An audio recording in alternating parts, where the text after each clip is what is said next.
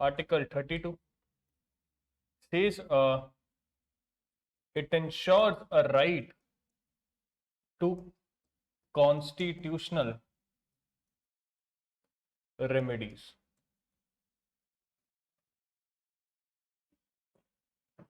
Mummy ने बोला बेटा कपड़े पूरे पहन के जाओ बाहर, गिर गए तो चोट कम लगेगी। मम्मी ने अपनी तरफ से तो बहुत तरीके से बच्चे को कवर किया, यहाँ पे नी कैप पहनाया, एल्बो कैप पहनाया, सब कुछ है ना, हेलमेट पहना दिया साइकिलिंग के लिए जब वो गया बच्चा। व्हाट इफ अगर वो गिर जाता है तो गिरने के चांसेस तो है ही, गिर भी सकता है। हमने अपनी तरफ से पूरे प्रिकॉशंस ले लिए, but still there are chances कि वो इंसान गिर जाए, कि वो बच्चा गिर जाए। तो फिर क्या करेंगे? वो रोता रोता घर आएगा और मम्मी क्या करेगी? उसका इलाज करेगी, बीटाडिन लगाएगी, डेटॉल लगाएगी। हाँ जी मैम बोलिए, कुछ कहना है? कुछ नहीं, एग्जाम्पल की बात कर रहा हूं मैम, कि एक मदर है, उन्होंने अपने बच्चे को बाहर भेजा है और साइकिलिंग के लिए, और सारे सेफगार्ड्स पहनाकर भेजा है। अपनी तरफ से mummy has taken each and every precaution कि मेरे बच्चे को कहीं पर लग ना जाए, बट स्टिल व्हाट इफ अगर वो गिर जाता है तो लग सकती है और लग भी जाए, तो फिर उसके बाद क्या है? प्रिकॉशंस लेने के बाद भी अगर कुछ ऐसा सा हो जाता है तो हमारे पास क्या है? तो मम्मी ने घर पे क्या रखी हुई है? डेटॉल रखी हुई है, मम्मी ने घर पे पेन किलर रखी हुई है, मम्मी ने घर पे बीटाडिन रखी हुई है, ठीक है। नहीं तो आसपास मम्मी को ये पता है कि हाँ साथ वाली गली में एक डॉक्टर रहता है, चलो उसके पास ले जाएंगे, फर्स्ट एड जो देनी होगी, बाकी फर्स्ट एड का वैसे घर पे पड़ा है तो देनी होगी। तो कहीं ना कहीं पर प्रिकॉशन पर भी हमने प्रिकॉशन लिया होगा, हमने प्रिकॉशन लिया, बच्चे को सब कुछ पहनाया, सेफगार्ड्स पहनाए, बट उसके बाद भी अगर कुछ हो जाता तो उसके लिए हमारे पास क्या है? प्रिकॉशन। आर्टिकल 32 भी ऐसा ही है।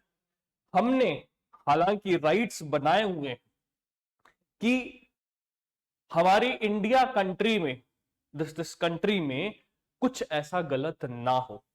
हमने प्रिकॉशन लिया कि हमने पहले ही कुछ ऐसे राइट और हक बना दिए, प्रिकॉशंस ले लिए कि हमारी कंट्री में कुछ गलत ना हो।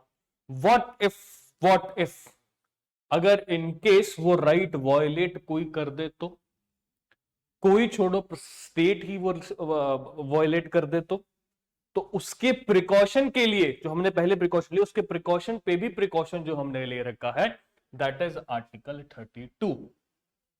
मतलब कि जो मेरे को राइट्स दिए हुए हैं, अगर वो राइट्स वॉयलेट हो जाते हैं, वो कोई भी कर सकता है, वो हमने डिस्कस कर लिया है, प्राइवेट ऑर्गेनाइजेशन, इंडिविजुअल और द स्टेट। तो उसके वॉयलेशन पर हमारे पास क्या होगी? रेमेडी होगी। रेमेडी क्या होगी? रेमेडी होगी। मैंने क्या बोला? जस्टिस की बात नहीं की मैंने यहां पर, मैंने क्या बोला? रेमेडी होगी। ये मैं ऐसा इन दोनों वर्ड्स में डिफरेंशिएट क्यों कर रहा हूं, थोड़ी देर में पता लगेगा, अभी थोड़ी देर में पता लगेगा। ये जस्टिस की बात नहीं कर रहा हूं मैं यहां पर, मैं रेमेडी की बात कर रहा हूं कि अगर बच्चे के गिरने से अगर उसको जो चोट लगी, वो किसी सड़क से अगर उसको चोट लगी, तो जस्टिस का मतलब भी हो जाए कि उसकी मम्मी गई और सड़क तोड़ने लगी, दैट इज जस्टिस। रेमेडी का मतलब है कि अब कुछ कर तो सकते नहीं, इसका इलाज कर दो कि आगे से कुछ ना हो, या उस बच्चे को उसको वहां पर पट्टी कर दो या कुछ भी कर दो, बीटाडिन लगा दो, ये चीज हो सकती है, ठीक है। जो रेमेडी है, जस्टिस नहीं है यहां पर जो मैं बात कर रहा हूं, ठीक है। अब ये जो सारी चीजें ना, ये जो हम डिस्कस कर रहे हैं, somewhere this right owes its origin to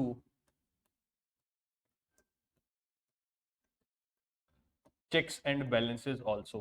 C and B जो हमने डिस्कस किया था सर, कैसे चेक्स एंड बैलेंसेस? कि राइट बनाए किसने? लेजिस्लेचर ने। तोड़ कौन सकता है उसको? वो लेजिस्लेचर खुद भी हो सकता है और एग्जीक्यूटिव भी हो सकता है। एग्जीक्यूटिव भी हो सकता है, लेजिस्लेचर कोई ऐसा कानून लेकर आ जाते हैं कि जिससे फंडामेंटल राइट वायलेट होते, कुछ भी ऐसा हो सकता है। ज्यादातर के केसेस हमारे पास क्या होगा? एग्जीक्यूटिव होगा या कोई पसंद होगा। अब इस पर रेमेडी देगा कौन? जुडिशरी। आपने ही राइट बनाए, आप ही तोड़ रहे हो और आप ही रेमेडी दोगे, तो अब आपने सब कुछ कर लो, फिर हम क्या करें, फिर यहाँ पर आप ही कर लो सब कुछ, हमारी क्या जरूरत है ना, वन मैन आर्मी। लेकिन चेक्स एंड बैलेंसेस जो हम गोल्डन रूल पढ़कर आए थे, उसको जस्टिफाई करते हुए ये आर्टिकल